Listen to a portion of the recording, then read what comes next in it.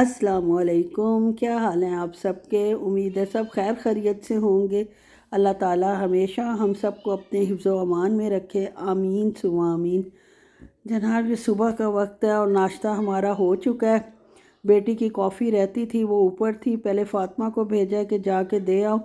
वैसे 10 चक्कर लगाएगी, गई है लेकिन कह रही थी बहुत ठंडी है, बहुत ठंडी है, मुझसे नहीं ले जाई जाएगी, गिल जाएगी नानू। मैंने कहा चलो जी मैं आपके साथ चलती हूँ। वो दे के आई हूँ बाहर। हस्बैंड साहब बाहर निकले, आज गाड़ी की डेकोरेशन का काम करना था, गाड़ी को नहलाना धुलाना था और उसको बहुत अच्छे कपड़े पहनाने थे नए वाले। तो गेट खुला हुआ था, गेट बंद करने आई हूँ तो सामने ईंटें आई हुई थी। ईद के बाद मज़दूर अब आए हैं और आई थिंक कि फिर कंस्ट्रक्शन जो है वो कल से इंशाल्लाह स्टार्ट हो जाएगी।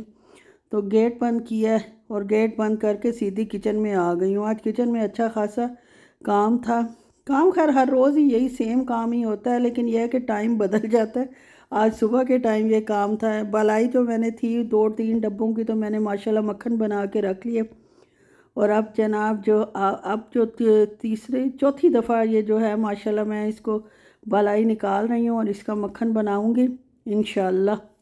अल्लाह को मंजूर हुआ था। और बस इसको बाकी दूध को एक डब्बा छान के रख लूँगी, एक पहले पड़ा हुआ है। छान के रखने का बहुत फ़ायदा होता है कि रेडीमेड दूध आपके पास तैयार होता है, जिसको ज़रूरत हो आराम से निकाले और यूज़ कर ले और मुझे दुआएं दे कि माशाल्लाह हर चीज़ अपनी मतलब हिसाब से होती है, जिसकी वजह से किसी को भी कोई काम करते हुए परेशानी नहीं होती। लेकिन जो मैस होता है कोई भी काम करते हैं वो अलहदा से होता है। डब्बे को नीचे से भी ज़ाहिर है साफ़ करना चाहिए, वरना फ्रिज में दाग लग जाते हैं। बाकी दूध को गर्म करके एज़ यूजुअल मैं दही जमा लूँगी और जिस दिन दही कम होता है उसी दिन मेरा दही भल्ले बनाने को दिल करता है। वैसे भी आज दाल बनानी थी तो उसके साथ दही भल्ले का कम्बिनेशन अच्छा था। मिल्क पाउडर और दही डालकर मैंने जो है वो दही जमने रख दिया। आजकल तो किसी भी डब्बे में रखो, गर्मी ज़्यादा है तो 2-3 घंटे में दही बहुत अच्छा जम जाता है। और उसके बाद वही एज़ यूजुअल मेरा जनाब दही कम था तो ज़ाहिर है फिर मुझे दही भल्ले दही फुल्कियाँ बनानी थी। दही ज़्यादा होता तो जब कम हो जाता फिर मेरा दिल करता कि मैं बनाऊँ। बस इसमें वही यूजुअली जो मैं बनाती हूँ, कितनी दफ़ा इसकी रेसिपी दे चुकी हूँ। नमक, मिर्च, कुटी लाल मिर्च और मीठा सोडा डाल के इसको घोल के अच्छे से रख दिया।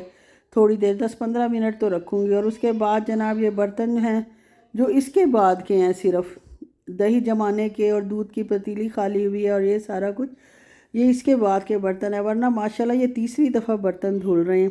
हाथ धोने का ये फ़ायदा होता है कि थोड़े थोड़े होते हैं, धुल जाते हैं, लेकिन बाज़ औक़ात काम इतना ज़्यादा होता है कि बर्तन भी ठीक ठाक इकट्ठे हो जाते हैं। अब दाल बनानी थी, आज मैंने थोड़ा सा नया रेसिपी ट्राई की है, आपके साथ भी शेयर करती हूँ। और ये दाल जनाब मुझे तो नज़र नहीं आ रही थी और सीढ़ी निकाल कर मैं उस पर चढ़ने का तो मेरा ज़रा मूड नहीं था। अपनी बेटी को मैंने बुलाया है, मैंने कहा कि हेल्प करो, तो उसने जो पिछली दफ़ा की भी दाल बची हुई थी वो भी निकाल दिया उछल उछल के। खैर अल्लाह उसको इसकी अजर दे, बहुत अच्छी बच्ची है माशाल्लाह।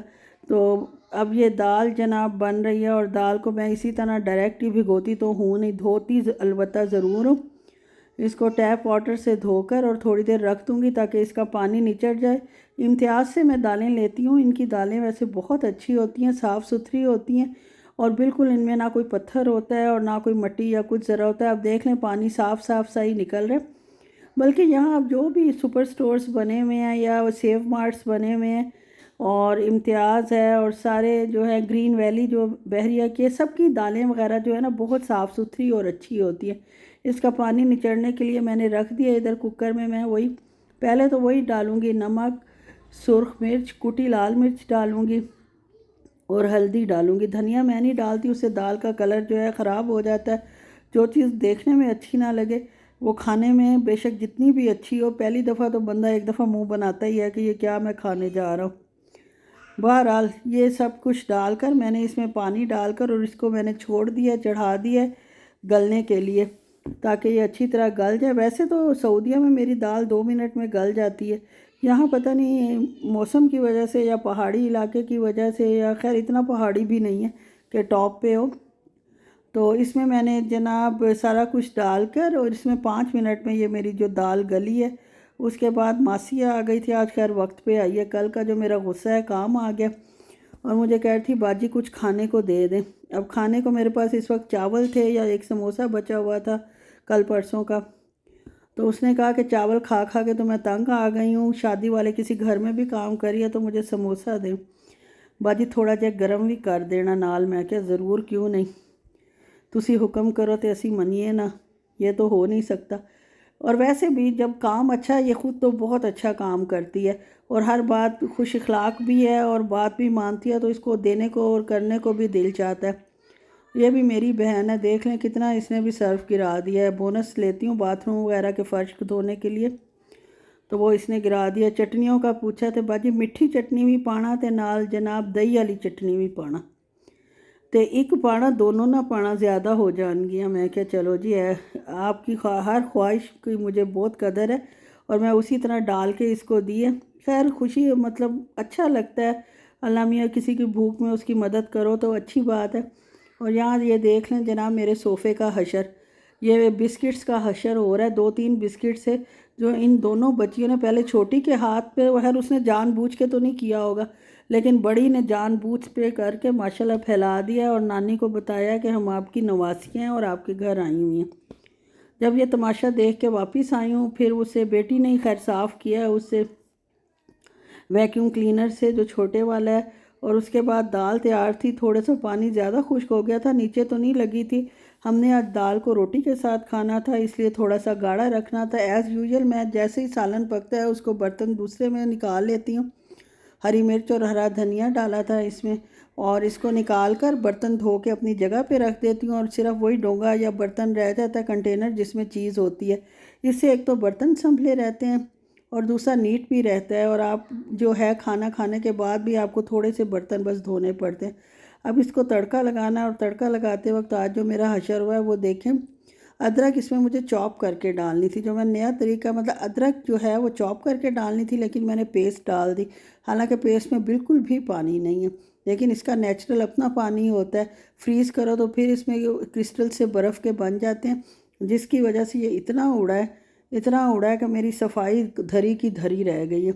चूल्हा सारा गंदा हो गया, दीवार सारी गंदी हो गई, काउंटर सारा गंदा हो गया, जहाँ तक इन चींटों ने जाना था वो गए हैं खुशी खुशी। फिर मैंने सफ़ेद ज़ीरा डाला है और साथ थोड़ा सा पानी डाला है, तो छींटे कंट्रोल में आ गए हैं।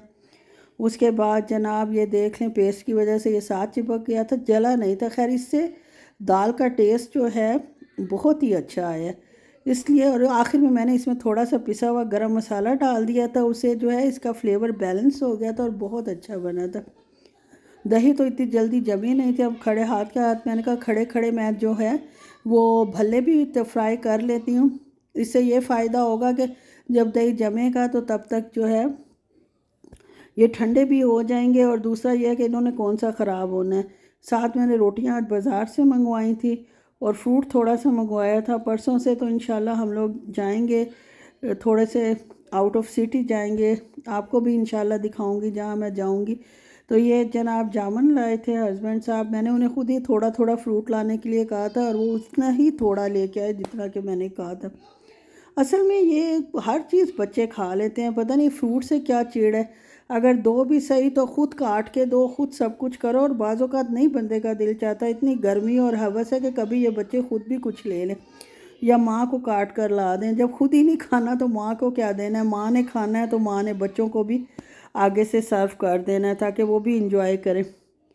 बहरहाल अच्छा फ्रूट था, काफ़ी एक्सपेंसिव यार, हर चीज़ 500 से कम तो कोई चीज़ है ही नहीं कि आपको 500 से कम कुछ मिल जाए। ये जनाब, और मेरे हस्बैंड साहब आज मेरे लिए शॉपिंग करके लाए हैं, ये ऑर्थो काउंटर पिलो है। ये मेरी गर्दन की सपोर्ट के लिए, जो मेरे कंधों में दर्द हो रहा था, डॉक्टर कह रहा था मे भी गर्दन की वजह से हो रहा हो, तो आप जो है वो पिलो जो है प्रॉपर लें। और ये पिलो ले आए और फातिमा साहिबा ने खुलवा लिया उसी वक्त ही, और जनाब ले के लेट भी गई, और बाद में मेरे कमरे में भी मेरी बच्ची छोड़ आई कि मैं नानों के रूम में छोड़ के आ जाती हूँ, रात को सोएंगी।